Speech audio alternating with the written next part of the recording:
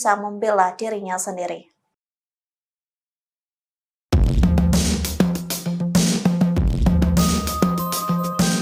Tabiat buruk Eki saat bawa motor diungkap sahabatnya sendiri.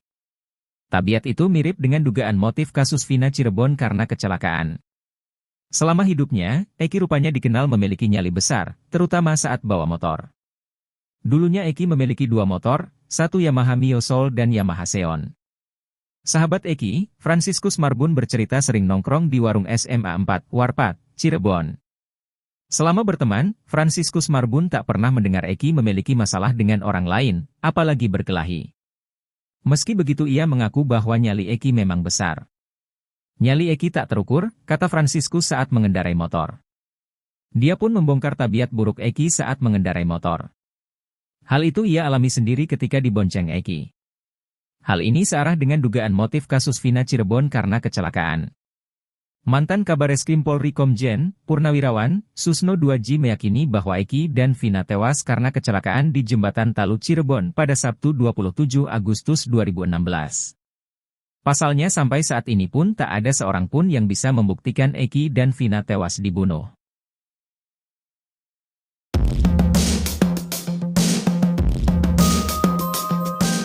Aep salah satu saksi kunci dalam kasus Vina Cirebon nampaknya semakin terpojok setelah tak dibela Ibtu Rudiana, ayah korban Eki.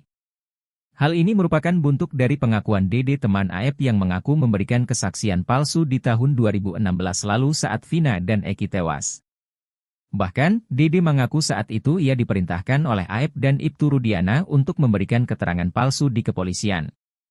Kini Dede pun disomasi oleh Ibtu Rudiana lewat kuasa hukumnya setelah membuat pernyataan di akun YouTube Kang Deddy Mulyadi. Bukan hanya Dede, Ibtu Rudiana juga melayangkan somasi kepada Deddy Mulyadi dan Liga Akbar. Salah satu kuasa hukum Ibtu Rudiana, Pitra Romadoni menjelaskan, pihaknya melayangkan somasi terbuka kepada Dede, Deddy Mulyadi dan Liga Akbar. Pitra Romadoni menyebut, jika kliennya telah difitnah dituduh telah merekaya kasus Vina yang kini menjadi sorotan publik. Menurutnya, pertemuan Ibtu Rudiana dengan Aep dan Dede baru terjadi pada tanggal 31 Agustus 2016. Sebab, saat itu kliennya ingin mencari kebenaran kematian anaknya dan Vina karena laporan awal kecelakaan lalu lintas. Di sanalah Ibtu Rudiana bertemu dengan Aep dan Dede. Ibtu Rudiana pun bertanya ke Aep dan Dede apakah pernah melihat ada peristiwa pada tanggal 27 Agustus lakalantas di sini. Kemudian Dede menyampaikan kepada Ibtu Rudiana, dia melihat adanya aksi kejar-kejaran antara para terpidana ini dengan korban. Aep pun nampaknya semakin terpojok lantaran tak dibela oleh Ibtu Rudiana. Sebab, Pitra menyampaikan jika Ibtu Rudiana menerima informasi tersebut dari Aep dan Dede.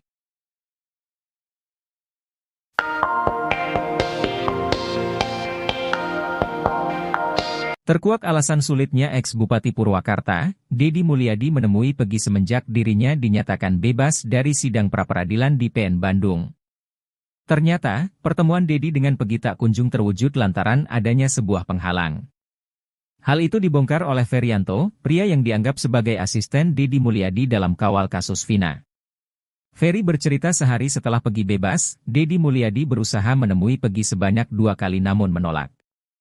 Ferry akhirnya mengetahui alasan di balik sulitnya Pegi menemui Deddy Mulyadi, ternyata Pegi dihalangi oleh kuasa hukumnya sendiri.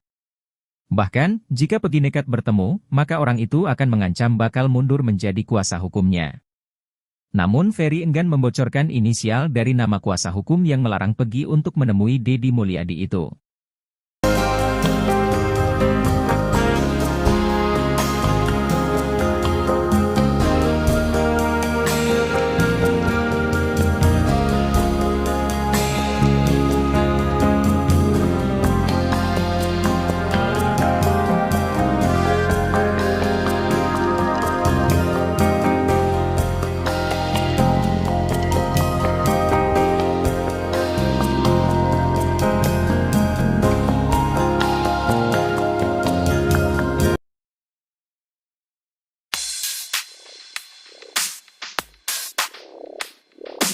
Tak tinggal diam, Ibtu Rudiana melalui kuasa hukum Elza Syarif menegaskan tak punya kekuatan untuk melakukan intervensi lantaran pangkatnya kala kasus Vina.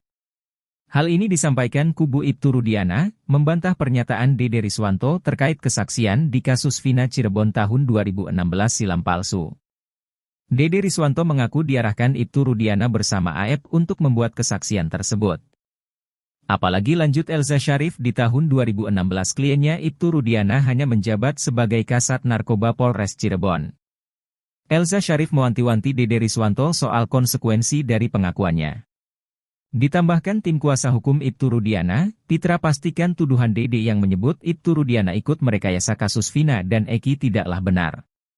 Pasalnya, menurut Pitra, Ibtu Rudiana sama sekali tak mengenal AEP maupun Dede yang turut menjadi saksi dalam kasus pembunuhan Vina dan Eki tersebut.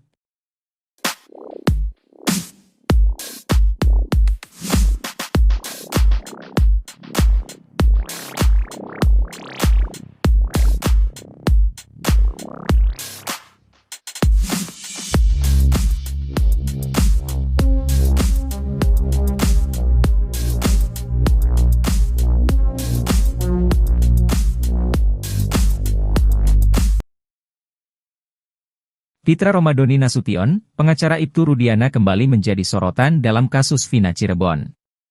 Pitra Romadhoni Nasution teguh dengan pendiriannya untuk membela Ibtu Rudiana.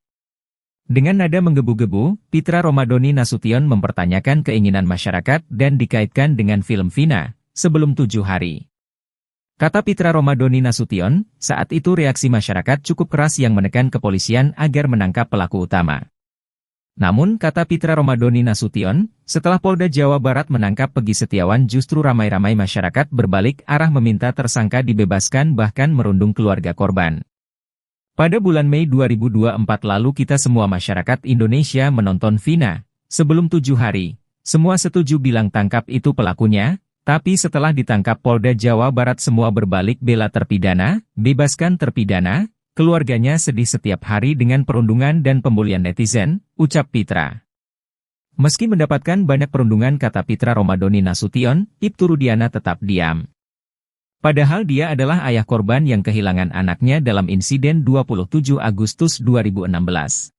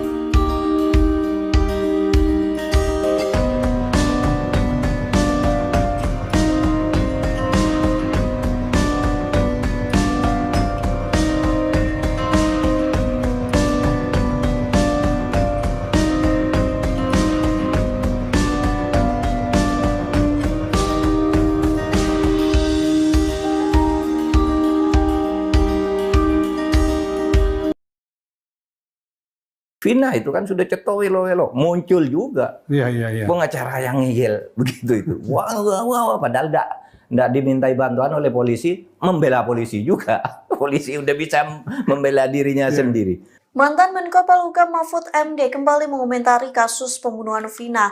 Ia menertawakan sosok pengacara yang masih membela polisi, padahal menurutnya polisi tersebut tidak perlu dibela. Hal itu disampaikan Mahfud MD dalam podcast Terus Terang yang diunggah di channel YouTube-nya pada Selasa 23 Juli. Mulanya Mahfud MD membahas ide-ide terkait perubahan mekanisme perundang-undangan. Namun Mahfud menyebut biasanya ide tersebut menimbulkan kontroversi lantaran direkayasa seseorang akan ada yang membantah. Ia mengatakan biasanya sesama ahli hukum akan memberikan pernyataan yang seolah menimbulkan pertempuran opini. Lantas Mahfud MD mencontohkan seperti halnya yang terjadi dalam kasus pembunuhan Vina. Pihaknya mengomentari sosok pengacara yang muncul membela polisi dalam kasus Vina. Mantan Cawapres nomor urut 3 itu menyebut ada sosok pengacara yang tidak dimintai untuk membantu polisi. Namun pengacara tersebut tetap ngotot membela polisi dalam kasus Vina. Sembari tertawa, Mahfud mengatakan seharusnya polisi tidak perlu bantuan lantaran bisa membela dirinya sendiri.